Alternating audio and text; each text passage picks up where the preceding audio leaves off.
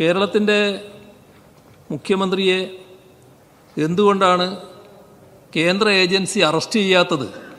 വിജയിയായ ഒരു കോൺഗ്രസ് നേതാവ് പറഞ്ഞത് പരാജയത്തിൻ്റെ ധാർമ്മിക ഉത്തരവാദിത്തം ഏറ്റെടുത്ത് മുഖ്യമന്ത്രി രാജിവെക്കണമെന്നാണ്. ആ ഉപദേശം ഞങ്ങൾക്ക് നൽകുന്നതിന് മുൻപ് നിങ്ങളുടെ ചില സംസ്ഥാനങ്ങളുണ്ടല്ലോ, അവിടങ്ങളിലുള്ളവർക്ക് ആ ഉപദേശം നൽകിക്കൂടായിരുന്നു? അവിടുത്തെ മുഖ്യമന്ത്രി സിദ്ധാരാമയ്യക്കും ഈ ഉപദേശം നിങ്ങൾ നൽകുമോ? ലോക്സഭാ തെരഞ്ഞെടുപ്പിൽ സീറ്റുകൾ കുറഞ്ഞു പോയതിനാൽ സംസ്ഥാന സർക്കാർ രാജിവെക്കണം എന്ന് പറയുന്നത് എന്ത് യുക്തിയുടെ അടിസ്ഥാനത്തിലാണ്? അതിനെ ഉദാഹരണമാക്കി നിങ്ങൾ സംസ്ഥാന സർക്കാരിൻ്റെ രാജി ആവശ്യപ്പെടാൻ പുറപ്പെടേണ്ട എന്നാണ് അതുമായി ബന്ധപ്പെട്ട് പറയാനുള്ളത്. കേരളത്തിൻ്റെ മുഖ്യമന്ത്രിയെ എന്തുകൊണ്ടാണ് കേന്ദ്ര ഏജൻസി അറസ്റ്റ് ചെയ്യാത്തത് എന്ന ചോദ്യം ഇവിടെയുള്ള പ്രതിപക്ഷ നേതാവോ മറ്റേതെങ്കിലും കോൺഗ്രസ് നേതാവോ അല്ല ചോദിച്ചത്. രാജ്യത്തെ കോൺഗ്രസിൻ്റെ സമുന്നതനായ നേതാവാണല്ലോ ഇവിടെ വന്ന് ചോദിച്ചത്. സർ, ഇത്തരത്തിലുള്ള വ്യാജ ആരോപണങ്ങളും ചെളിവാരി എറിയലും നിരന്തരം നടന്നുവെന്നല്ലാതെ ഈ സർക്കാരിനെതിരെ എന്തെങ്കിലും ഒരാരോപണം തെളിവോടുകൂടി ഉന്നയിക്കാൻ ഇതേവരെ കഴിഞ്ഞിട്ടുണ്ടോ? അങ്ങനെ കഴിയാത്ത പ്രതിപക്ഷം നിർണായകമായ തെരഞ്ഞെടുപ്പ് വേളയിൽ BJPക്ക് അഖിലേന്ത്യാ തലത്തിൽ പ്രതിപക്ഷ നിരക്കെതിരെ പ്രചരണം നടത്താൻ ആയുധം എറിഞ്ഞു കൊടുക്കുന്ന നിലയല്ലേ സ്വീകരിച്ചത്? സർ, BJPയുടെ നേതാക്കളും ശ്രീ രാഹുൽ ഗാന്ധിയും ഒരേ ഭാഷയിൽ ഒരേ വികാരത്തോടെ ഞങ്ങളെ അധിക്ഷേപിക്കുമ്പോൾ ആ തെരഞ്ഞെടുപ്പ് വേളയിൽ മറുപടി പറയുന്നത് സ്വാഭാവികമല്ലേ? നിങ്ങൾ സൃഷ്ടിച്ച പ്രകോപനമാണ് BJP രാജ്യവ്യാപകമായി പ്രചരണത്തിനായി ഏറ്റെടുത്തത് എന്നത് മറക്കേണ്ടതില്ല. വർഗീയതയുടെ വിഷസർപ്പം ഫണം വിടർത്തി ആടുമ്പോൾ അതിൻ്റെ ശക്തി കേന്ദ്രത്തിൽ നിന്നുകൊണ്ട് അതിനെ എതിർക്കുക എന്നതല്ലേ സാധാരണ നിലക്ക് ചെയ്യേണ്ടത്? കോൺഗ്രസിൻ്റെ അഖിലേന്ത്യാ നേതാക്കൾ ഇവിടെ വന്ന് ഇടതുപക്ഷത്തോട് പോരടിക്കുന്നതിൻ്റെ യുക്തിയെ ഞങ്ങൾ ചോദ്യം ചെയ്തിട്ടുണ്ട്. ഞങ്ങൾ ഉയർത്തിയ ആ ചോദ്യത്തിൽ യുക്തിയും ന്യായവും ഉണ്ടെന്ന് കണ്ടപ്പോൾ ഒടുവിൽ അവർക്ക് തന്നെ അത് അംഗീകരിക്കേണ്ടി വന്നു എന്നതാണ് വസ്തുത. സർ, ഇവിടെ ഒരു പ്രധാനപ്പെട്ട ചോദ്യം ബാക്കി നിൽക്കുകയാണ്. സംഘപരിവാർ ശക്തികൾ ഭരണഘടനയെ അട്ടിമറിക്കാൻ പാർലമെൻറ്റിലെ ഇരുസഭകളിലും ഏതു വിധത്തിൽ അംഗസംഖ്യ വർദ്ധിപ്പിക്കാം എന്നാണ് നോക്കിക്കൊണ്ടിരിക്കുന്നത്. ഒരാളെങ്കിൽ ഒരാൾ എന്തിനാണ് ആ BJPക്ക് ഒരാളെ അധികം നൽകുന്ന നിലപാട് നിങ്ങൾ സ്വീകരിച്ചത്? ഇപ്പോൾ AICCയുടെ ജനറൽ സെക്രട്ടറിയായി പ്രവർത്തിക്കുന്ന ബഹുമാന്യായ വ്യക്തി നമ്മുടെ നാട്ടുകാരനാണല്ലോ. അദ്ദേഹം രാജസ്ഥാനിൽ നിന്നുള്ള രാജ്യസഭാംഗമായിരുന്നു. അദ്ദേഹത്തെയാണ് കേരളത്തിലൊരു മണ്ഡലത്തിൽ നിന്നും ലോക്സഭയിലേക്ക് അയച്ചത്. അപ്പോൾ സംഭവിക്കുന്നത് എന്താ? ഇതിൻ്റെ ഫലമായി ഒരാളെ രാജ്യസഭയിലേക്ക് അയക്കാൻ BJPക്ക് അവസരം നൽകുകയാണ്.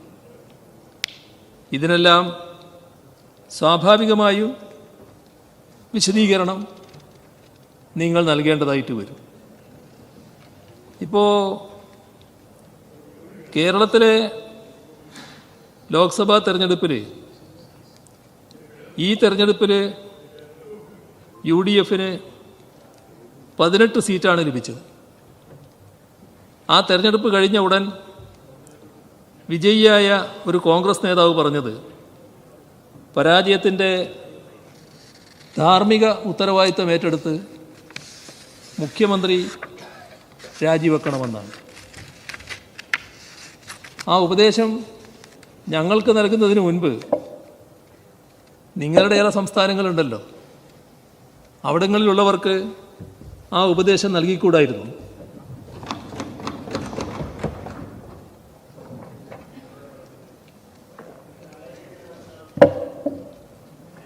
ഇപ്പോൾ ഹിമാചൽ പ്രദേശ് മുഖ്യമന്ത്രിക്ക് ആ ഉപദേശം നൽകുന്നത് കൂടുതൽ ഉചിതമാകില്ലേ? 2022 നിയമസഭാ തെരഞ്ഞെടുപ്പിൽ 68 40 സീറ്റ് നേടി അധികാരത്തിൽ വന്ന കോൺഗ്രസിന് 2 വർഷം കഴിഞ്ഞ് 24 ലോക്സഭാ തെരഞ്ഞെടുപ്പിൽ ഒരൊറ്റ സീറ്റ് പോലും ലഭിച്ചില്ല. ഉപദേശം അവിടെ കൊടുക്കാമായിരുന്നില്ലേ? സർ, നമ്മുടെ തൊട്ട് കിടക്കുന്ന സംസ്ഥാനമാണല്ലോ കർണാടക. നല്ല ജൈവബന്ധം ഇവിടെയുള്ള ഒരു സംസ്ഥാനമാണല്ലോ അത്. അവിടെ 2023 നിയമസഭാ തെരഞ്ഞെടുപ്പ് നടന്നത്. ഈ തെരഞ്ഞെടുപ്പിൽ ആകെ 224 135 സീറ്റ് കോൺഗ്രസ് നേടി ഒറ്റക്ക് ഭൂരിപക്ഷത്തോടെ അധികാരത്തിൽ വന്നു. ഈ ലോക്സഭാ തെരഞ്ഞെടുപ്പിലോ 23 തെരഞ്ഞെടുപ്പിലാണ് ഈ വലിയ ഭൂരിപക്ഷം. 24 ഇപ്പോൾ തെരഞ്ഞെടുപ്പ് നടക്കുന്നു. ആ തെരഞ്ഞെടുപ്പിൽ ആകെയുള്ള 28 സീറ്റിൽ 19 സീറ്റും BJPയും സഖ്യകക്ഷികളും നേടുന്നു. അവിടുത്തെ മുഖ്യമന്ത്രി സിദ്ധാരാമയ്യക്കും ഈ ഉപദേശം നിങ്ങൾ നൽകുമോ? സർ, തെലങ്കാനയിൽ 6 മാസം മുൻപാണ് നിയമസഭാ തെരഞ്ഞെടുപ്പ് നടന്നത്. ആകെ 119 നിയമസഭാ സീറ്റിൽ 64 സീറ്റുകൾ നേടി കോൺഗ്രസ് അധികാരത്തിൽ വന്നു. ഈ ലോക്സഭാ തെരഞ്ഞെടുപ്പിൽ സഖ്യകക്ഷികളില്ലാതെ തന്നെ ആകെയുള്ള 17 സീറ്റിൽ BJPക്ക് 8 സീറ്റുകൾ ലഭിച്ചു. അവിടെയും ഈ ഉപദേശം നൽകേണ്ടി വരുമോ?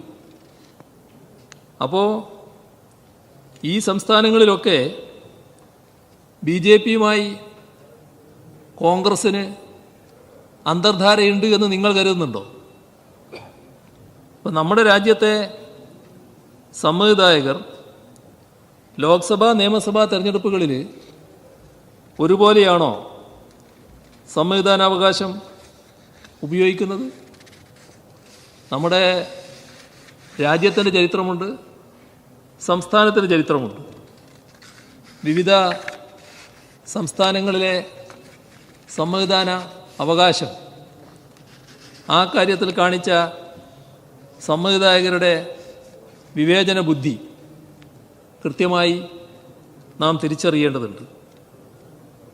1980 ജനുവരി മാസം ലോക്സഭാ തെരഞ്ഞെടുപ്പ് നടന്നപ്പോൾ തമിഴ്നാട്ടിൽ ഭരണകക്ഷി AIADMK ആയിരുന്നു.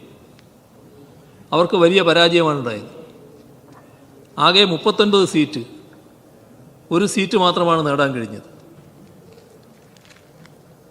ഇന്ദിരാഗാന്ധിയുടെ നേതൃത്വത്തിൽ അധികാരത്തിൽ വന്ന കേന്ദ്ര സർക്കാർ മറ്റു ചില സംസ്ഥാന സർക്കാരുകൾക്കൊപ്പം ലോക്സഭാ തെരഞ്ഞെടുപ്പിലെ പരാജയം കാരണമാക്കി കാണിച്ചുകൊണ്ട് MGRന്റെ നേതൃത്വത്തിലുള്ള തമിഴ്നാട് സർക്കാരിനെ പിരിച്ചുവിട്ടു. 6 മാസത്തിനുള്ളിൽ 1980 ജൂണിൽ നിയമസഭാ തെരഞ്ഞെടുപ്പ് നടന്നു. ലോക്സഭാ തെരഞ്ഞെടുപ്പിൽ അമ്പേ പരാജയപ്പെട്ട MGRന്റെ നേതൃത്വത്തിലുള്ള അഖിലേന്ത്യാ അണ്ണാ DMK വൻപിച്ച ഭൂരിപക്ഷത്തോടെയാണ് ആ തെരഞ്ഞെടുപ്പിൽ അധികാരത്തിൽ വന്നത്. മറ്റൊരു ഉദാഹരണം കർണാടകത്തിൻ്റെ തന്നെയാണ്. 1984 ലോക്സഭാ തെരഞ്ഞെടുപ്പിൽ ഭരണകക്ഷിയായിരുന്ന ജനതാ പാർട്ടി വലിയ പരാജയം ഏറ്റുവാങ്ങി. സ്വന്തമായി ഭൂരിപക്ഷമില്ലായിരുന്ന അന്നത്തെ മുഖ്യമന്ത്രി രാമകൃഷ്ണ ഹെഗ്ഡെ രാജിവെച്ച് നിയമസഭ പിരിച്ചുവിടാൻ ഗവർണർക്ക് ശുപാർശ ചെയ്തു. തുടർന്ന് നിയമസഭാ തെരഞ്ഞെടുപ്പ് നടന്നു. ആ തെരഞ്ഞെടുപ്പിൽ 135 സീറ്റുകൾ നേടി ഒറ്റക്ക് ഭൂരിപക്ഷം രാമകൃഷ്ണ ഹെഗ്ഡെയുടെ നേതൃത്വത്തിലുള്ള ജനതാ പാർട്ടി നേടി അധികാരത്തിൽ വന്നു. സർ, കേരളത്തിലെ സ്ഥിതിയും വ്യത്യസ്തമല്ല എന്ന് നാം ഓർക്കണം. എല്ലാവർക്കും എല്ലാ കാര്യങ്ങളും രാഷ്ട്രീയത്തിൻ്റെ ഭാഗമായി നിൽക്കുന്നവരായതുകൊണ്ട് നല്ല ഓർമ്മയുണ്ടാവുമല്ലോ.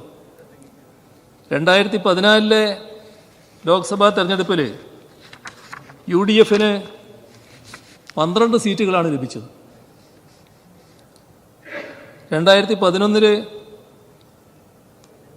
72 സീറ്റുകൾ മാത്രം ലഭിച്ച UDFന് അതിലേറെ നിയമസഭാ സീറ്റുകളിൽ ഭൂരിപക്ഷം 2014 ലോക്സഭാ സീറ്റുകളിലെ വിജയത്തിൻ്റെ അടിസ്ഥാനത്തിൽ കണക്കാക്കിയാലുണ്ടായി. പക്ഷേ തൊട്ടു പിന്നാലെ നടന്ന തദ്ദേശ സ്ഥാപനങ്ങളിലേക്കുള്ള തെരഞ്ഞെടുപ്പ്, പിന്നെയുള്ള നിയമസഭാ തെരഞ്ഞെടുപ്പ്, ആ വിജയം UDFന് നിലനിർത്താൻ കഴിഞ്ഞോ? UDFന് പരാജയമാണ് ഏറ്റുവാങ്ങേണ്ടി വന്നത്. ഇതിൻ്റെ ആവർത്തനം 2019 ഉണ്ടായില്ലേ? 2019 നല്ല വിജയം, അതെല്ലാവർക്കും നല്ല പച്ചയായ ഓർമ്മയുള്ളതല്ലേ, ഞാനതിൻ്റെ കണക്കൊന്നും പറയണ്ടല്ലോ. നല്ല വിജയം UDF നേടിയല്ലോ. പക്ഷേ അതിനുശേഷമുള്ള തദ്ദേശ ഭരണ സ്ഥാപനങ്ങളിലേക്കുള്ള തെരഞ്ഞെടുപ്പ്, നിയമസഭാ തെരഞ്ഞെടുപ്പ് UDFന് പരാജയം ഏറ്റുവാങ്ങേണ്ടി വന്നില്ലേ? അപ്പോൾ ലോക്സഭാ തെരഞ്ഞെടുപ്പിൽ സീറ്റുകൾ കുറഞ്ഞു പോയതിനാൽ സംസ്ഥാന സർക്കാർ രാജിവെക്കണം എന്ന് പറയുന്നത് എന്ത് യുക്തിയുടെ അടിസ്ഥാനത്തിലാണ്? പണ്ട് AK ആൻ്റണി മുഖ്യമന്ത്രി പദം രാജിവെച്ചത് 2004 അത് സീറ്റ് കുറഞ്ഞതുകൊണ്ടല്ല, കോൺഗ്രസിനകത്തുള്ള സംഘടനാ പ്രശ്നങ്ങൾ കാരണമായിരുന്നു എന്ന് നിങ്ങൾക്കെല്ലാവർക്കും നല്ലതുപോലെ അറിയാമല്ലോ. അതിനെ ഉദാഹരണമാക്കി നിങ്ങൾ സംസ്ഥാന സർക്കാരിൻ്റെ രാജി ആവശ്യപ്പെടാൻ പുറപ്പെടേണ്ട എന്നാണ് അതുമായി ബന്ധപ്പെട്ട് പറയാനുള്ളത്.